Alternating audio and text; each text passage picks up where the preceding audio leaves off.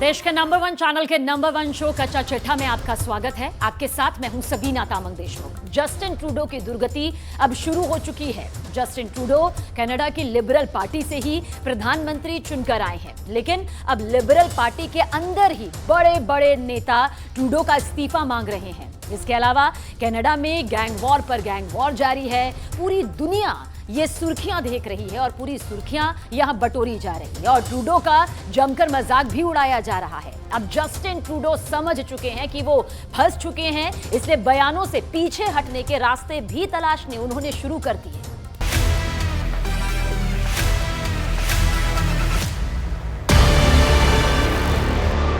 Flat number 203 Hazelton drive, Winnipeg city, Canada.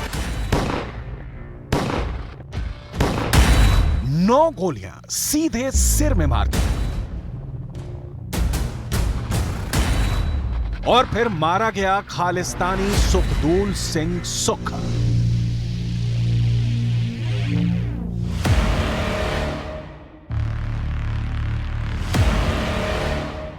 सितंबर को Canada के प्रधानमंत्री जस्टिन ट्रूडो जब संयुक्त राष्ट्र के एक कार्यक्रम में अमेरिका में थे, उसी समय सुबह 9:30 बजे कनाडा के अंदर विनिपेग सिटी में एक और गैंगवार हुआ और खालिस्तानी सुखदूल सिंह सुक्खा को मार दिया गया।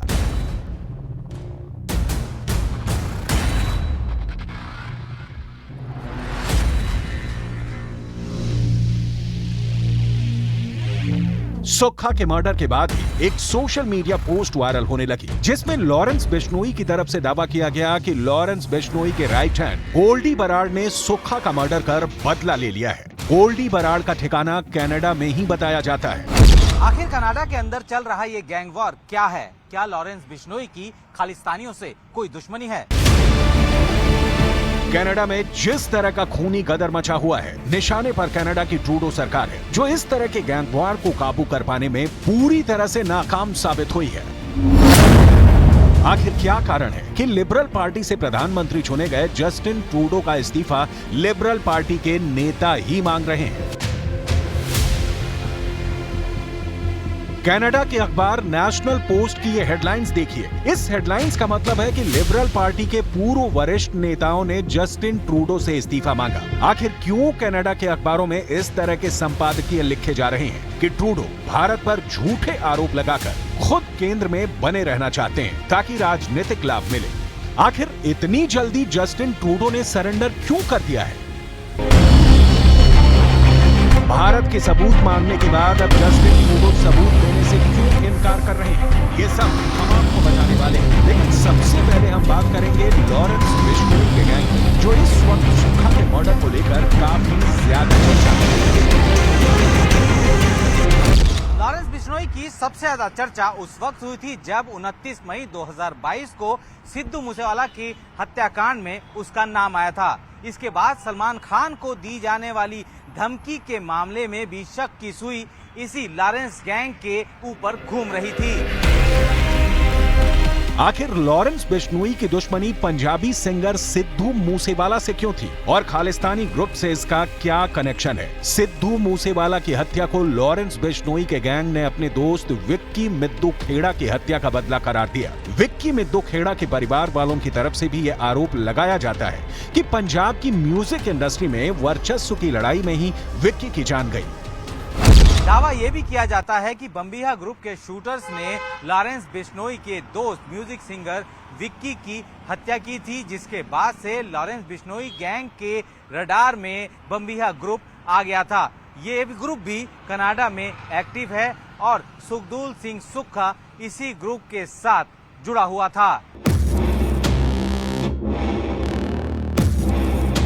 कई रिपोर्ट्स में दावा किया जाता है कि लॉरेंस बिश्नोई के 700 शूटर हैं जो इसके इशारे पर काम करते हैं और कनाडा में एक्टिव गोल्डी बराड़ और उसके साथी भी बम्बिहा ग्रुप के शूटरों की जान के पीछे पड़े हैं और ये गैंग वॉर कनाडा के अंदर चल रहा है। जस्टिन ट्रूडो ने सबसे बड़ी नासमझी ये कर दी कि उन्होंने कनाडा की जमीन पर चल रहे गैंगवार का संबंध भारत सरकार से जोड़ने की कोशिश की है। लेकिन जस्टिन ट्रूडो एक के बाद एक लगातार नासमझी कर रहे हैं। अब जस्टिन ट्रूडो ने संयुक्त राष्ट्र में एक प्रेस कॉन्फ्रेंस के दौरान ये बयान दिया है कि भारत एक महत्वपूर्ण राष्ट्र है, इसलिए वो इस मामले को बढ़ाना नहीं चाहते हैं। सवाल ये है कि क्या कनाडा के अंदर ही उनका दांव उल्टा पड़ गया या फिर वो अब इस मामले में भारत सरकार के एक्शन के बाद पीछे हट गए। We call upon the government of India to engage with us to move forward on getting to the truth of this matter. There is no question that India is a country of growing importance and a country that we need to continue to work with, not just in the region but around the world.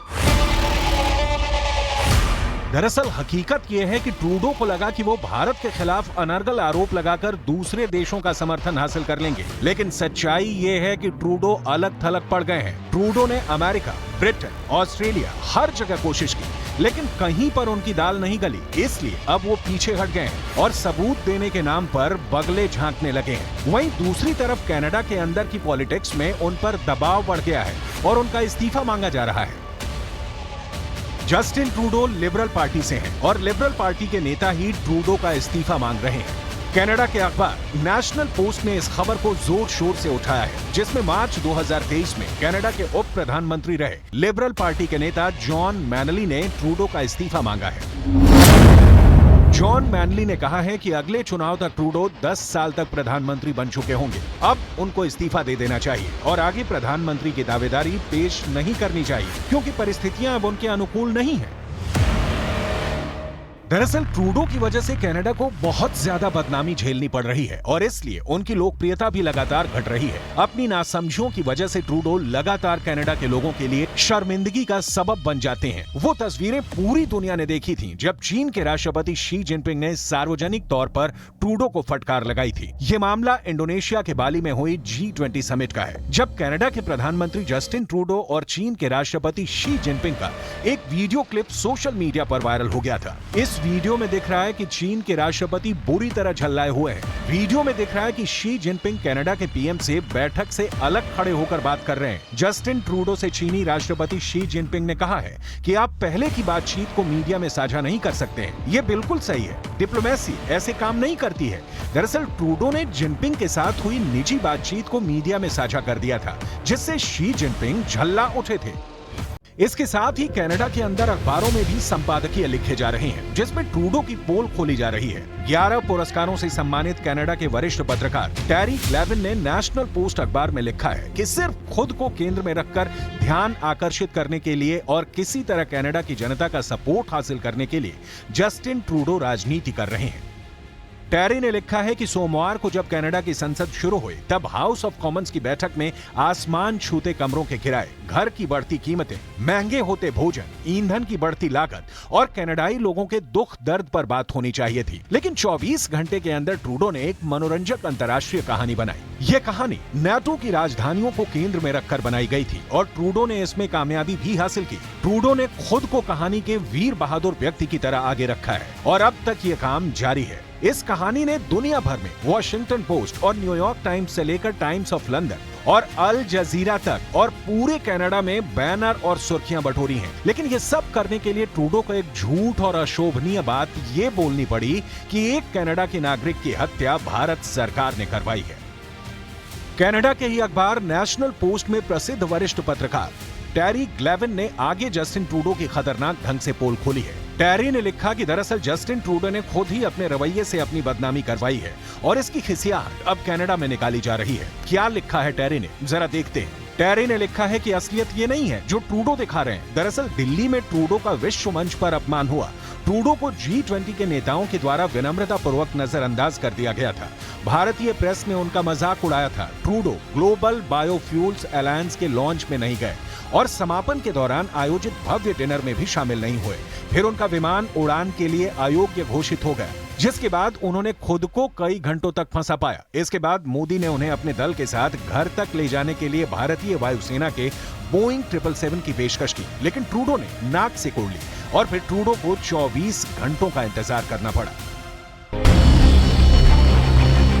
Canada के अंदर ये बातें चर्चा और बहस का विषय बनी हुई हैं कि सिर्फ अपनी कुर्सी बचाने के लिए ही ट्रूडो भारत के साथ कनाडा के रिश्तों को बिगाड़ रहे हैं। लेकिन फिर भी अगले आम चुनाव से पहले कनाडा के मीडिया द्वारा किए गए सर्वे में ट्रूडो पीएम की रेस में पिछड़ते नजर आ रहे हैं। इस सर्वे के मुताबिक कनाडा के लोग अगले चुनाव में पीएम पद के लिए ट्रूडो की तुलना में विपक्षी नेता पियरे पोइलीवरे को ज्यादा योग्य मानते हैं।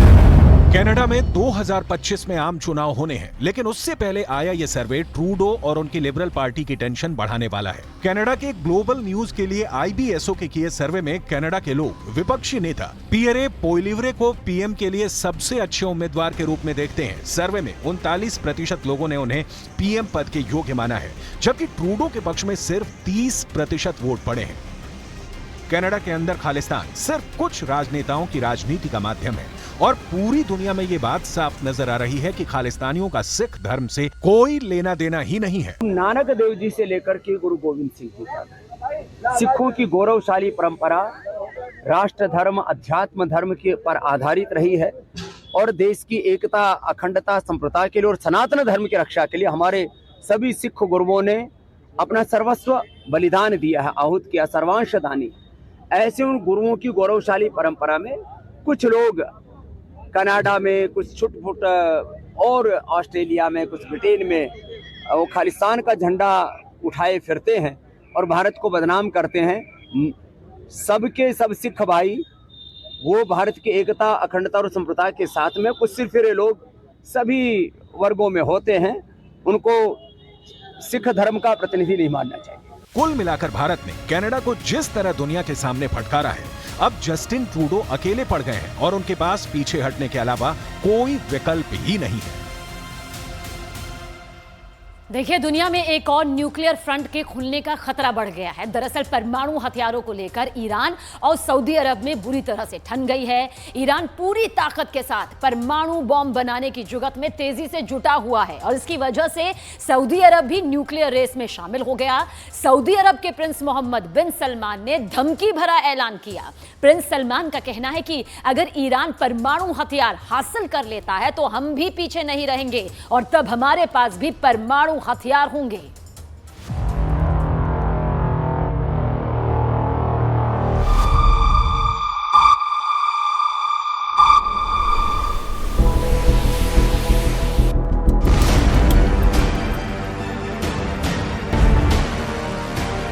ऐसे ही बनेगा परमाणु बम का सबसे नया ठिकाना। जल्द शुरू होगा वहां परमाणु बमों को लगाना।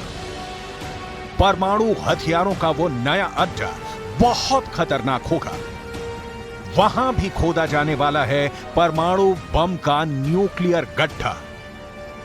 जैसे रूस अपने परमाणु बमों को रखता है, जैसे अमेरिका अपने न्यूक्लियर बम रखता है, जैसे चीन अपने बमों को रखता है, ठीक ऐसे ही यहां भी परमाणु बमों को रखा जाएगा। वहां भी जमीन के अंदर बनेगा साइलो, साइलो में सेट होगी मिसाइल, मिसाइल में लगेगा परमाणु हथियार। ऐसे परमाणु हथियार जो खाड़ी में युद्ध खौला देगा, दुनिया में एक नया न्यूक्लियर वॉर फ्रंट तैयार कर देगा।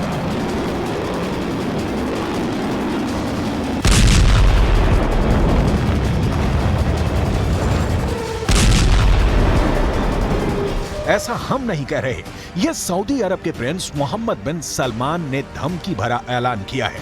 प्रिंस सलमान ने ऐलान किया है कि अगर ईरान परमाणु हथियार हासिल कर लेता है तो सऊदी अरब भी पीछे नहीं रहेगा। अब ईरान परमाणु बम बना लेता है तो सऊदी अरब के पास भी अपने परमाणु हथियार होंगे। We are concerned of any country getting a nuclear weapon. That's a bad move. If they get one, we have to get one for security reasons, for balancing power in the Middle East. But we don't want to see that. सुना आपने, परमाणु बम को लेकर यह warning Prince Salman ने America की धरती पर दिया। एक अमेरिकी चैनल को दिए अपने इंटरव्यू में दिया। प्रिंस सलमान ने कहा कि जब भी कोई देश परमाणु हथियार हासिल करता है तो सऊदी अरब चिंतित होता है।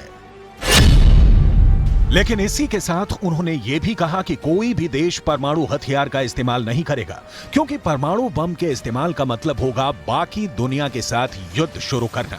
दुनिया दूसरा हिरोशिमा नहीं देखना चाहती।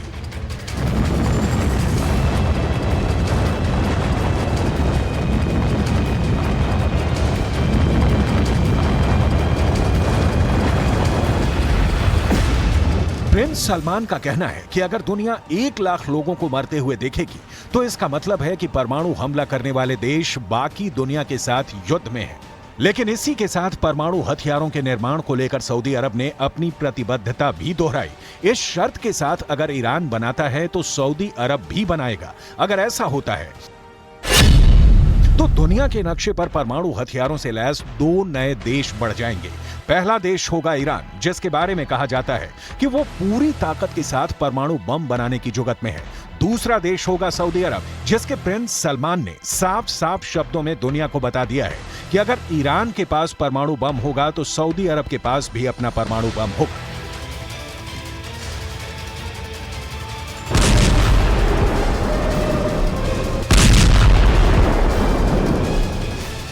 जाहिर है परमाणु हथियारों के मामले पर ईरान और अमेरिका की दुश्मनी और गहरी हो गई है। लेकिन सबसे बड़ा सवाल यह है कि क्या सऊदी अरब परमाणु बम बनाने के करीब है? क्या ईरान पर परमाणु हथियार बनाने के आरोप सच साबित हैं? ये गौर करने वाली बात है कि परमाणु हथियारों का बनाने का काम कोई खेल नहीं है। ये 2-4 महीने में संभव नहीं है। दावा तो ये भी किया जाता है कि सऊदी अरब में रेत के धोरों के बीच एक ऐसा साइलो भी बरसों से तैयार है जहां परमाणु मिसाइल लगाई जा सके। इन साइलों की गहराई करीब 170 फीट है। साइलों का भूमिगत परिसर 3 हिस्सों में बटा है। पहले हिस्से में मुख्य साइलो है, जो मिसाइल का लॉन्च पैड है। यहीं परमाणु बम से लैस मिसाइलें भी रखी जाएंगी।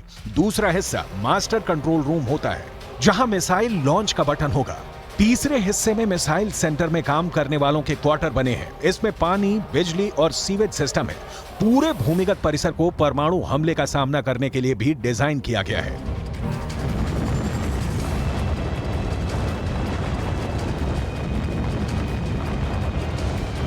बैलिस्टिक मिसाइलों को स्टोर करने के साथ साथ लॉन्च करने के लिए ऐसे साइलों का इस्तेमाल किया जाता है।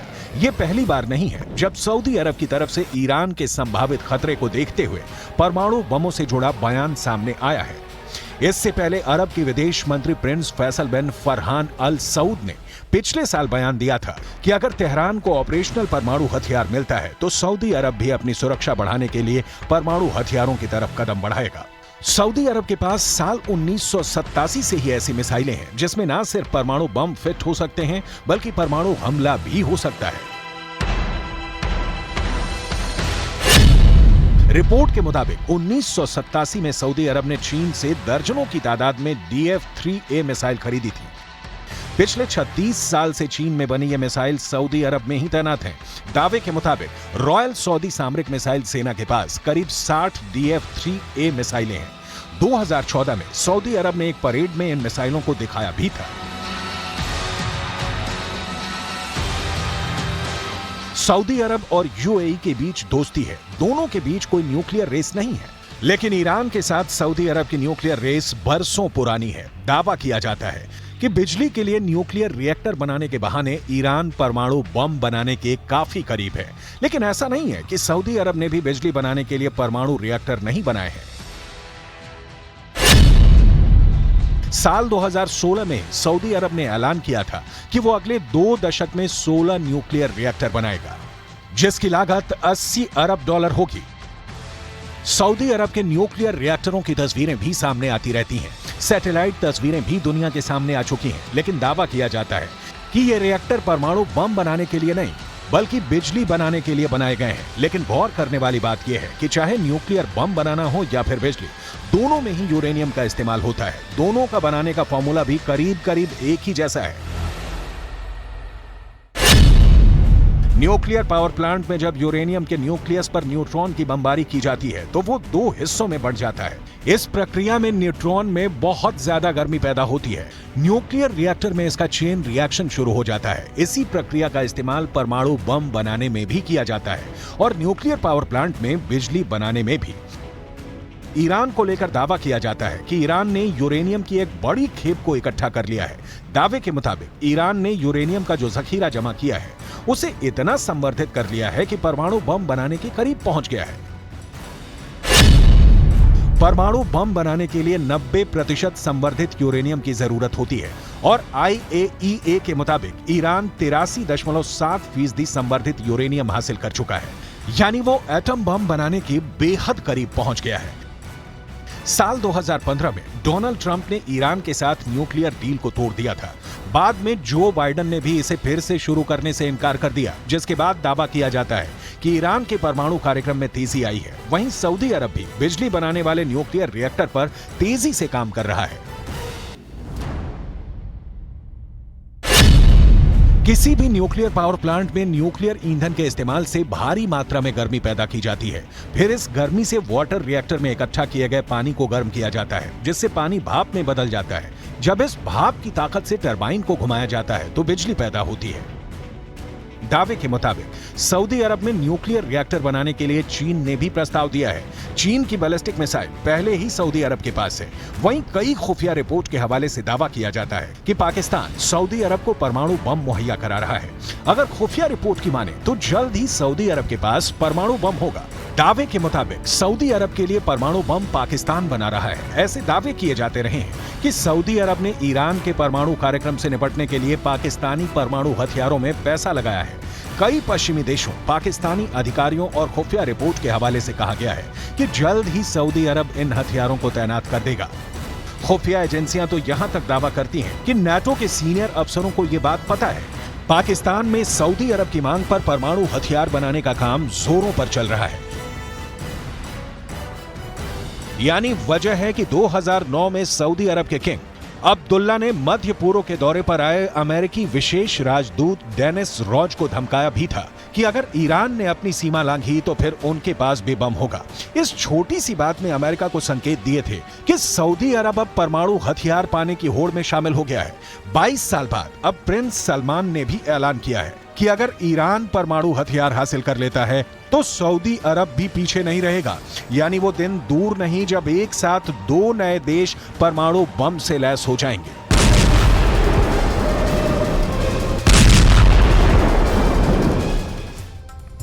और पोलैंड ने यूक्रेन को 11,000 बोल्ट का झटका दे दिया है। कैसे? अब इस पर ध्यान दीजिए। दरअसल पोलैंड यूक्रेन का सबसे करीबी पड़ोसी है। युद्ध की शुरुआत से ही वो यूक्रेन की हर तरीके से मदद भी करता आया है, लेकिन अब उसी पोलैंड ने यूक्रेन से मुंह मोड़ लिया। यूक्रेन को हथियार सप्लाई ना करने का फैसला लिया।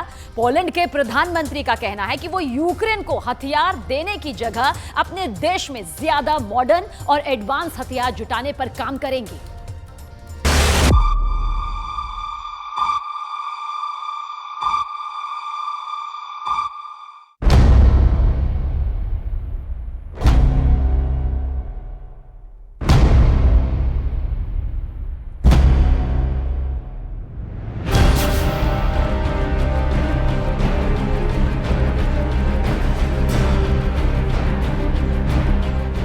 पोलैंड ने अपने रास्ते बंद कर दिए हैं। पोलैंड ने यूक्रेन को हथियार नहीं देने का ऐलान किया है। अब पोलैंड से एक भी हथियार यूक्रेन को नहीं मिलेगा। पोलैंड के रास्ते यूक्रेन का सप्लाई चेन पूरी तरह से कट गया है। पोलैंड का अपना दरवाजा बंद करना यूक्रेन के लिए बहुत बड़ा झटका है। यूक्रेन युद्ध की शुरुआत से ही पोलैंड यूक्रेन की मदद कर रहा था।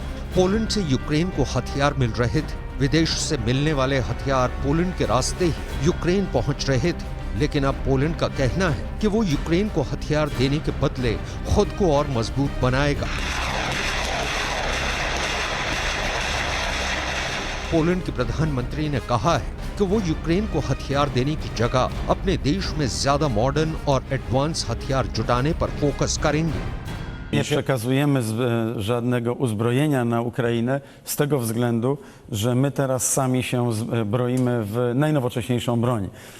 Jeśli nie chcesz się bronić, to musisz się mieć czym bronić. Taką zasadę wyznajemy i dlatego dokonaliśmy zwiększonych zamówień. Dzisiaj byłem w zakładach. सवाल है यूक्रेन के सबसे करीबी साथी ने क्यों मुंह मोड़ लिया है। यूक्रेन को सबसे पहले फाइटर जेट देने का ऐलान करने वाला पोलैंड अब यूक्रेन को हथियार देने से क्यों मना कर रहा है। दोस्त के दुश्मन बनने की पूरी कहानी बताएंगे, लेकिन उससे पहले पोलैंड क्यों अपने लिए एक से बढ़कर एक खतरनाक हथियार जुटाने में लगा है, इसे जान लेना जरूरी है। रूस से लेकर बेलारूस से बड़े खतरे से पार पाने के लिए पोलैंड अलग अलग देशों से हथियार जुटा रहा है। अमेरिका से 250 एब्रम टैंक्स का करार उसी तैयारी का हिस्सा माना जा रहा है। पोलैंड ने अमेरिका से मिलने वाले एब्रम टैंक्स को रूस से लगी सीमा पर लगाने का फैसला किया है। पोलैंड रूस की मुख्य भूमि से काफी दूर है। इसके बावजूद पोलैंड की सीमा से सटे कलिनिनग्राद पर रूस का नियंत्रण है। कलिनिनग्राद से पोलैंड 232 किलोमीटर लंबी सीमा साझा करता है। अब एब्रम टैंक्स को कलिनिनग्राद से लगे बॉर्डर पर तैनात करने वाला है। पोलैंड की 418 किलोमीटर लंबी सीमा रूस के सहयोगी बेलारूस से भी लगती है। पोलैंड को आशंका है कि युद्ध की स्थिति में रूस बेलारूस के रास्ते भी पोलैंड पर हमला कर सकता है। ऐसे में एब्रम टैंकों को बेलारूस बॉर्डर पर भी तैनात कर सकता है। पोलैंड को आशंका है कि रूस के राष्ट्रपति व्लादिमीर पुतिन पोलैंड पर अटैक कर सकते हैं या फिर बेलारूस पोलैंड पर हमला बोल सकता है। किसी भी हमले का जवाब देने के लिए पोलैंड ने दक्षिण कोरिया से F-50 लड़ाकू विमानों को खरीदा है। सिर्फ F-50 ही नहीं, दक्षिण कोरिया से पोलैंड ने और भी जंग के साजो सामान खरीदा है, जिसकी डिलीवरी के बाद खुद दक्षिण कोरिया के प्रधानमंत्री हॉन डक-सू ने पोलैंड का दौरा किया था। 이제 명실공히 폴란드는 한국의 핵심 우방국이자 중동부 유럽 진출의 거점 국가입니다. Polska i Korea po dwóch stronach świata, ale po dwóch stronach Rosji również jednak dzielimy jedną stronę obrony cywilizacji i pokoju. I to bardzo nas łączy. To powoduje, że mamy coraz więcej wspólnych projektów gospodarczych i obronnych. यही वजह है कि Poland ने रूस की सेना के आक्रमण की सूरत में करारा जवाब देने के लिए पोलैंड बेलारूस से लगी सीमा को और सुरक्षित करना शुरू कर दिया है। सैनिकों को सीमा पर तैनात कर रहा है।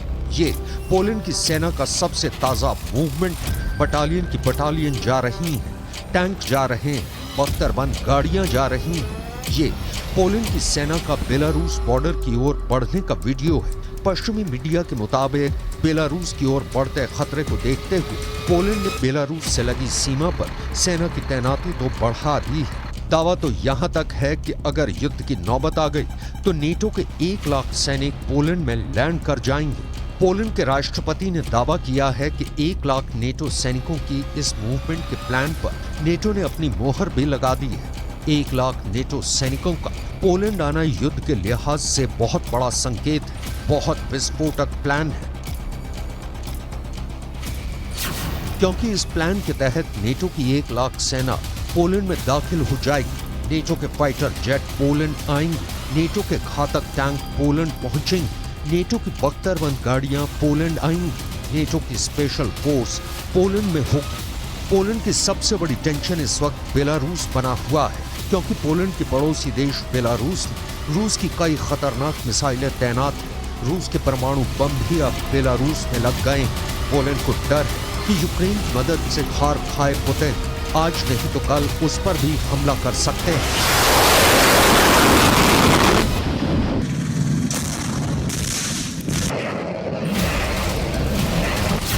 पोलैंड में अभी करीब 10,000 नेटो सैनिक तैनात हैं, जिनमें से अधिकांश अमेरिका की फोर्स है। इसके अलावा युद्ध होने पर 1 लाख और नेटो सैनिक पोलैंड आ जाएंगे। इसके साथ ही साथ नेटो शिखर सम्मेलन में पोलैंड में हथियारों के गोदाम बनाने का फैसला किया गया है, क्योंकि अमेरिका और ब्रिटेन के बाद पोलैंड ही ऐसा देश था जो यूक्रेन का बड़ा मददगार था। पोलैंड पश्चिमी देशों और यूक्रेन के बीच सबसे अहम कड़ी बना हुआ था। अमेरिका समेत पश्चिमी देशों से यूक्रेन को मिलने वाली मिलिट्री मदद का रास्ता भी पोलैंड से ही होकर जाता था। यूक्रेन से पोलैंड की 535 किलोमीटर लंबी सीमा लगती है। पोलैंड के जरिए नेटो के हथियार धड़ल्ले से यूक्रेन पहुंच रहे थे। वो हथियार चाहे अमेरिका से यूक्रेन आने हो या फिर ब्रिटेन से, यूक्रेन को हथियारों की डिलीवरी मिलने वाली हो। हथियार पहले अमेरिका से पोलैंड पहुंचता था, वैसे ही ब्रिटेन से भी पोलैंड आता था, फिर पोलैंड से सड़क के रास्ते यूक्रेन पहुंचता है। लेकिन पोलैंड के ताजे फैसले के बाद अब ये कड़ी टूट गई है। बेलारूस में रूस के लगे परमाणु बमों से घबराए पोलैंड ने अमेरिका से न्यूक्लियर बम की मांग की है। पोलैंड का कहना है कि उसे अपनी रक्षा के लिए किसी भी कीमत पर अमेरिका से परमाणु हथियार चाहिए, और उसकी घबराहट का अंदाजा इसी बात से लगाया जा सकता है कि पोलैंड के प्रधानमंत्री माटोस मोराविएकी ने साफ साफ शब्दों में पोलैंड में परमाणु हथियारों के लगाने की बात कही है। W związku z tym, że Rosja ma zamiar rozmieścić taktyczną broń jądrową na Białorusi, my tym bardziej zwracamy się do całego NATO o wzięcie udziału w programie Nuclear Sharing. Oczywiście przede wszystkim jest to decyzja Amerykanów, ale my nie chcemy siedzieć z założonymi rękoma, kiedy Putin eskaluje różnego rodzaju groźby. Ostateczna decyzja będzie zależała oczywiście od naszych partnerów amerykańskich, partnerów natowskich. My deklarujemy naszą wolę szybkiego działania w tym zakresie. Poland के प्रधानमंत्री मार्टुस मोराविएकी का कहना है कि Poland NATO के परमाणु हथियार साझाकरण कार्यक्रम में शामिल होना चाहता है।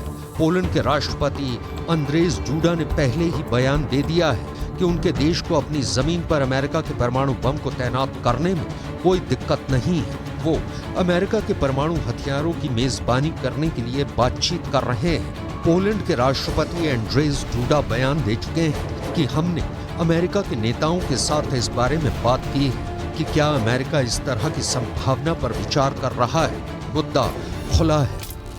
अब पोलैंड के खुद के डर से बाहर निकलकर यूक्रेन चलते हैं, जिसकी परेशानी पोलैंड के फैसले के बाद और बढ़ गई है। पोलैंड ने ही सबसे पहले यूक्रेन को फाइटर जेट देने की घोषणा की थी। यही वो देश है जिसने जर्मनी से यूक्रेन को लेपर्ड 2 बैटल टैंक देने की अपील की थी। इसके अलावा जंग के बाद से पोलैंड अब तक यूक्रेन के करीब 15 लाख लोगों को पनाह दे चुका है। यूक्रेन जाने वाले अलग अलग वर्ल्ड लीडर्स भी अक्सर पोलैंड होकर ही अपनी यात्रा करते रहे हैं, लेकिन अब पोलैंड और यूक्रेन के बीच खाई खुद गई है। दोनों के बीच दूरियां बढ़ गई हैं। यूक्रेन के प्रेसिडेंट जेलेंस्की ने पहले इशारों में पोलैंड पर कमेंट किया। यूएन में जेलेंस्की ने बिना नाम लिए पोलैंड पर तंज कसा था। उन्होंने कहा कि कुछ देश दुनिया के सामने यूक्रेन का साथ देने का दिखावा करते हैं,